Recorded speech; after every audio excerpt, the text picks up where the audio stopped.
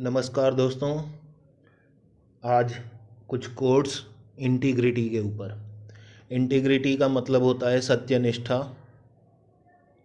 तो उसके ऊपर कुछ विचार हम जानने की कोशिश करेंगे, विविध विद्वानों के द्वारा दिए गए उनके कथन को समझने की कोशिश करेंगे। Quotes on integrity. सबसे पहला कोट है डोनाल्ड ए एडम्स का। To give real service, you must add something which cannot be bought or measured with money, and that is sincerity and integrity.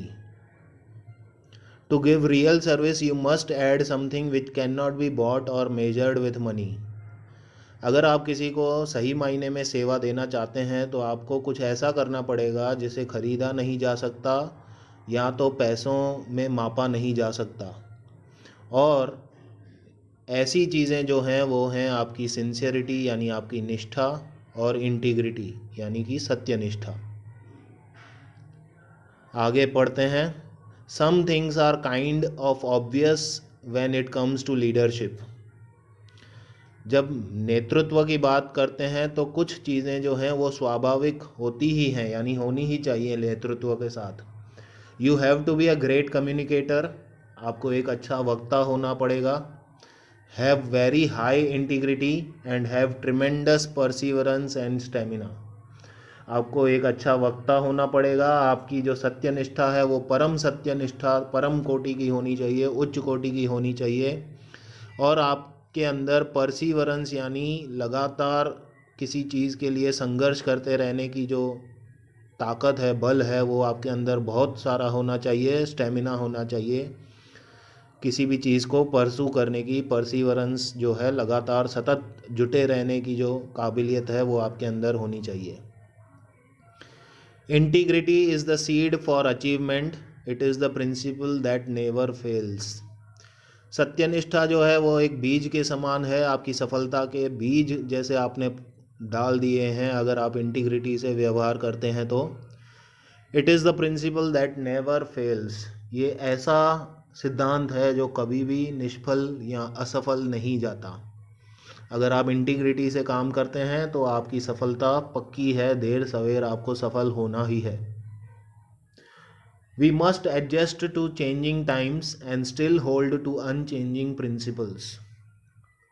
बदलते हुए दौर में, बदलते हुए वक्त के साथ, बदलते ज़माने में हमें अपने आप को डालना ज़रूरी है, एडजस्ट करना ज़रूरी है, लेकिन अनचेंजिंग प्रिंसिपल्स के साथ। अपने प्रिंसिपल्स को हमें इंटैक्ट रखना है, उन उसूलों पर कायम रहते हुए बदलते दौर के साथ एडजस्ट होते हुए हमें चलना है।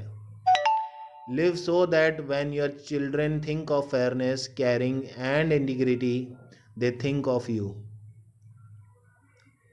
इस तरह से अपना जीवन जिए आप कि अगर जब आपके बच्चों को सोचना पड़े कि फेयरनेस, केयरिंग और इंटीग्रिटी का मतलब क्या होता है, तो उनके दिमाग में आपकी शक्ल, आपका चेहरा, आपका व्यक्तित्व आना चाहिए। यानी आप अपने बच्चों के लिए फेयरनेस, केयरिंग एंड इंटीग्रिटी का एग्जाम्पल बनकर जिए।